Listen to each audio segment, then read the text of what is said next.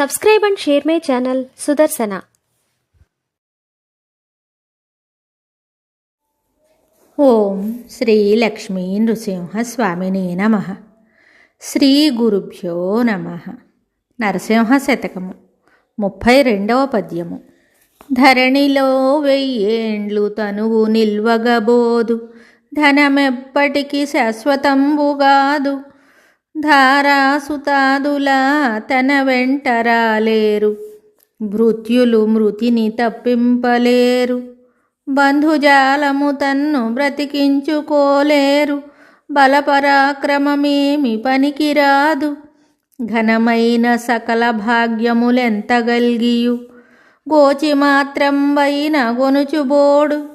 వెర్రి కుక్కల భ్రమలన్నీ విడిచి నిన్ను భజన చేసెడి వారికి పరమ సుఖము. భూషణ వికాస శ్రీధర్మపుర నివాస, దుష్ట సంహార నరసింహ దురిత దూరా.